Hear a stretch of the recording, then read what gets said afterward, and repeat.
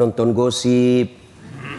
Ya, lebih ibu belajar agama. Untuk apa? Ketika didik anaknya. Kan bagus kalau ibu punya pemahaman agama. Sehingga apa? Anak bisa tempatnya bertanya. Anak nanya, "Bu, kenapa itu tahun lahirnya Nabi disebut tahun gajah?" Dia bilang ibunya, "Karena bukan tahun kambing goblok." Karena dia juga beleng-beleng. Tapi kalau ibunya tahu, dia bisa jelaskan. Ya. Nah, kau pakai tanganmu makan lebih utama pakai daripada pakai sendok. Kenapa? Dia jelaskan melalui medis bahwa di tangan ini ada bakteri-bakteri. Kalau dia campur dengan makanan, maka bakteri itu lebih cepat hancur di dalam perutmu dibanding kalau pakai sendok. Oh, anak tahu. Oh, pantas sunnahnya begini. Dan orang yang punya ilmu dengan baik, hidupnya akan tenang. Orang yang punya ilmu dengan baik, hidupnya akan tenang. Contoh, ada yang pernah tanya saya, "Ustadz, saya dengar ceramah katanya kalau Ramadan boleh berhubungan suami istri. Kalau malam," saya bilang, "Memang boleh. Yang penting istrimu. Biar malam tidak boleh kalau selingkuhmu. Jadi istri boleh kalau malam." Dia bilang apa? "Astagfirullah Ustadz, saya sudah 5 tahun biar malam tidak juga." Kadongok kok. Makanya belajar ku agama. Coba, kalau punya agama kan enak hidup. Maka ibu belajar agama. Inilah pentingnya. Pertama kata Nabi, tuntut ilmu pengetahuan. Maka ayat pertama turun, Iqra, baca. Tidak bisa tiap pekan ibu, sekali sebulan lah, kumpul-kumpul. Cuma kalau datang kayak begini bu, jangan bersaing. Kada tong ibu-ibu pergi begini, damai tapi gersang. Damai tapi gersang. Jadi korbanlah yang gosip. Apa? Dan tidak cerita tapi mulutnya dong. Penyakitnya ibu-ibu. Apa? Palsu lipstiknya. Kenapa kau tahu? Melengket di giginya. Datang pengajian cuma datang mencela. Saya paling sering korban itu bully. Saya lewat ibu-ibu langsung, itu juga bajunya waktu di YouTube.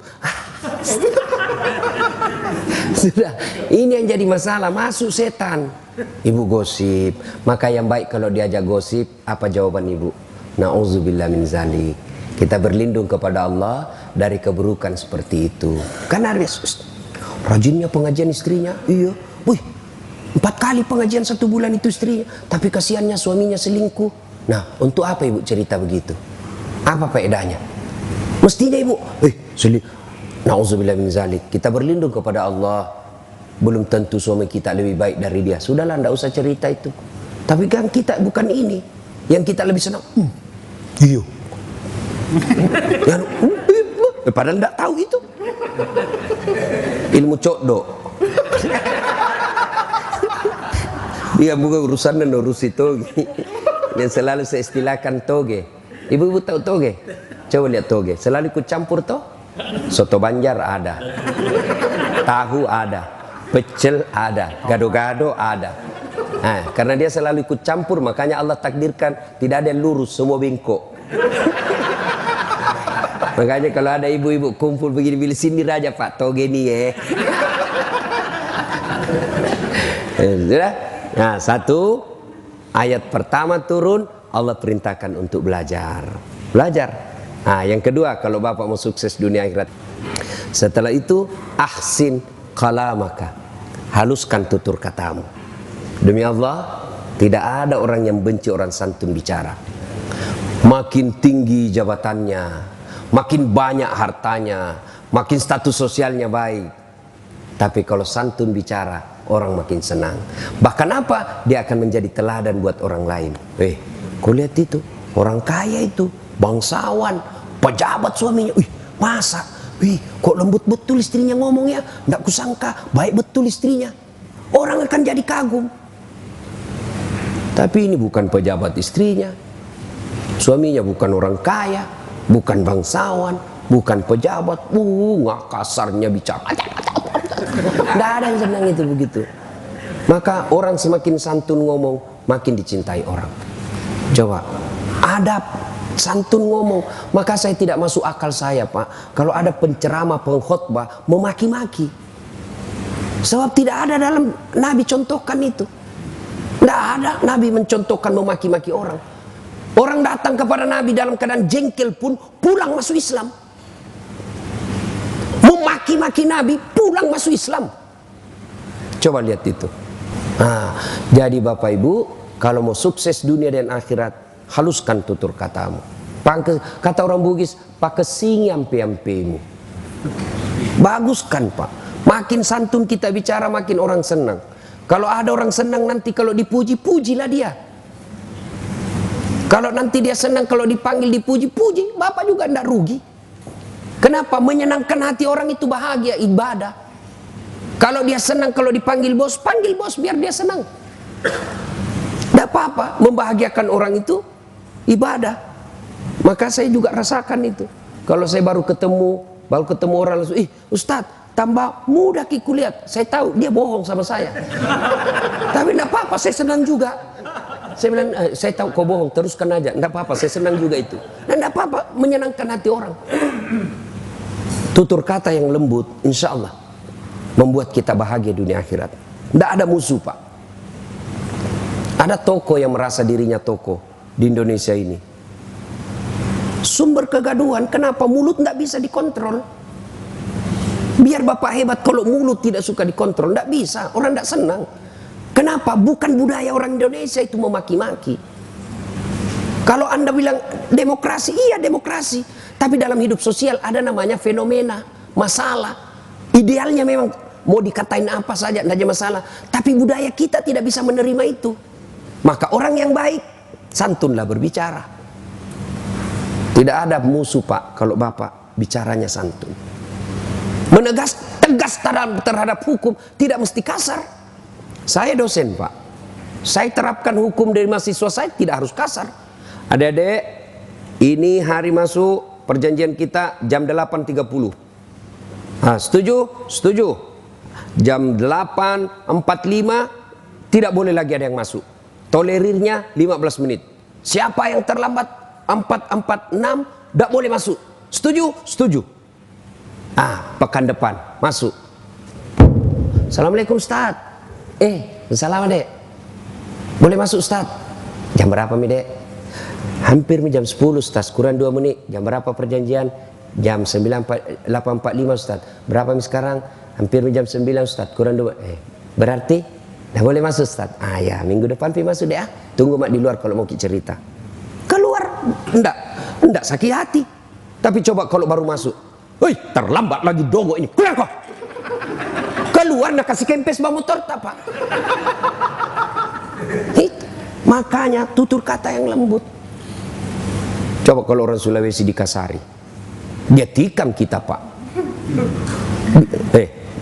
Kasih Bapak kasih duit pakai kaki. Ini duit 5 juta ya Beko. Biar saya miskin, jangan kau hina saya. Ku tawak kok. Tapi kalau lembut, Pak, tidak ada orang tidak senang orang bicara lembut. Maka itu wasiat agama, wasiat Nabi. Kalian mau sukses, ahsin kalamaka, haluskan tutur katamu.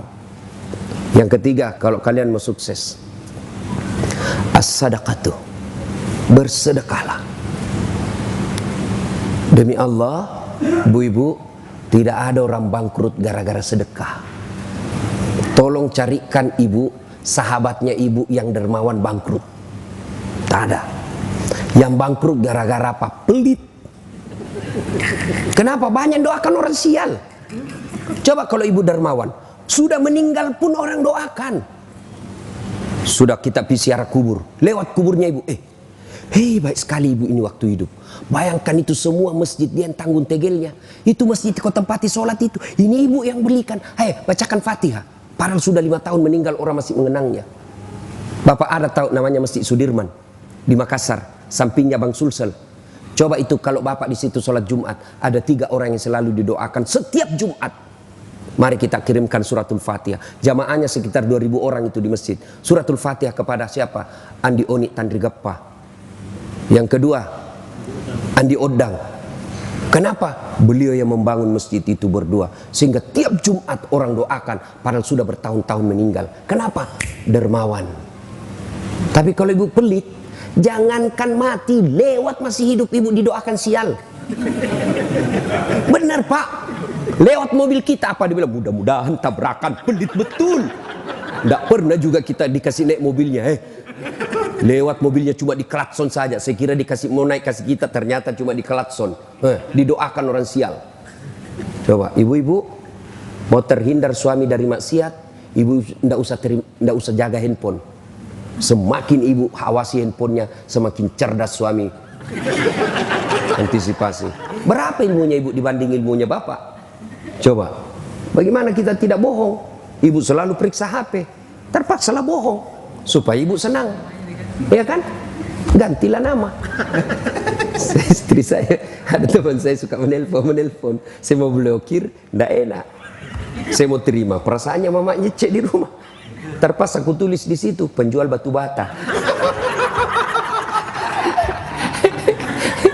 Begitu saya duduk-duduk santai, mamanya cek, mama, Ustad, penjual batu bata. Mama mati. Weh, jago panggil, jago angkat sayang. Itu tagihan, ada tagihan belum dibayar. Aman saya. Tidak pernah lagi ditanya-tanya. Satu ketika saya bikin teh. Kenapa ini terlalu asin? Nah, tulisannya garam, toplesnya isinya gula. Saya tanya istriku, kenapa kau tulis garam nah isinya gula? Gula, kau tulis gula isinya garam. Dia bilang, HP tak juga, lain kita tulis lain isinya.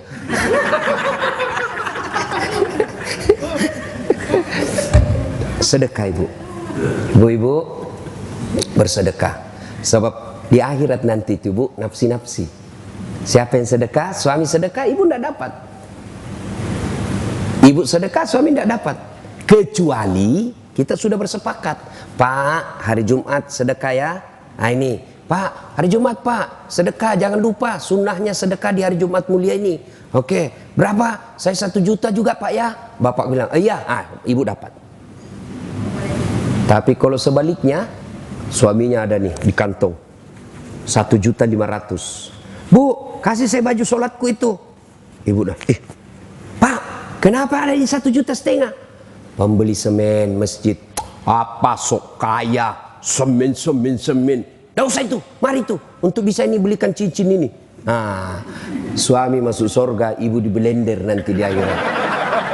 Ada kan begitu. Apalagi kalau suami takut sama istri, mau bersedekah tiba-tiba tidak jadi. Apa masih sok kaya kamu?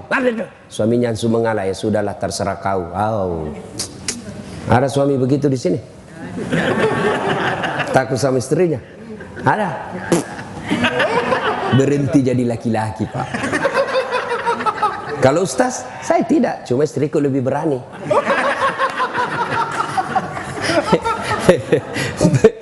Saya ketemu sama orang Medan kan keras juga suaranya Pak. Kita orang Sulawesi juga keras suara.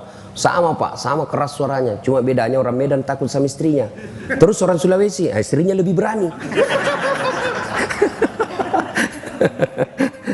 Ibu bapak saudara-saudara sekalian, bersedekahlah.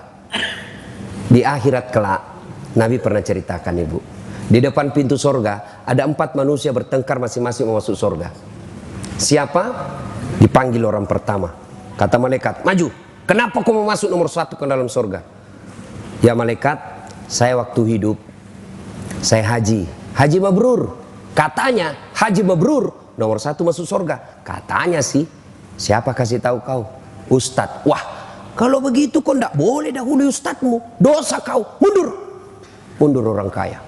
Panggil orang kedua. Kamu, kenapa masuk nomor 1? Jibril, saya dulu mati syahid membela agama Allah. Katanya orang mati syahid nomor 1 masuk surga. Katanya, siapa kasih tahu kau? Ustadz. Sama, tidak boleh kalau dulu ustadzmu. Dosa kau. Mundur. Panggil orang ketiga. Kau, saya dulu kaya. Rumahku besar di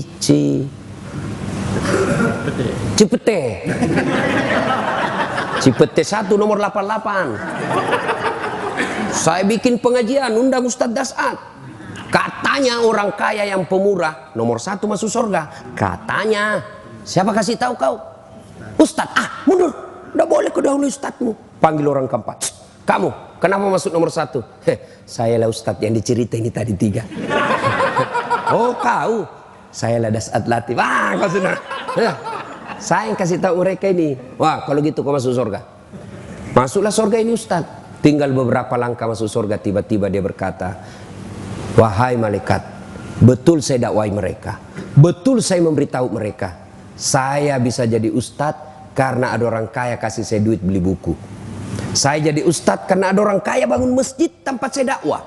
Saya jadi ustadz karena ada orang kaya bangun sekolah tempat saya nuntut ilmu. Nih saya jadi ustadz, jasa-jasanya nih orang kaya nih. Saya malu mendahului dia. Dia banyak betul partisipasinya dalam hidup saya. Ya Jibril, sampaikan kepada Allah, saya tidak mau mendahului orang kaya yang pemurah ini. Akhirnya Allah hadiahkan kalian orang kaya yang pemurah, nomor 1 dulu masuk ke dalam surga. Orang kaya yang pemurah. Tapi orang kaya yang pelit, nomor 1 juga. Kemana? Ke neraka. Terserah ibu-ibu mau pilih jalur mana. Ibu-ibu yang sudah kaya, jangan lupa investasi untuk akhirat. Bawa itu berlianmu ke akhirat. Bawa itu jamrutmu ke akhirat. Jangan cuma pakai di dunia.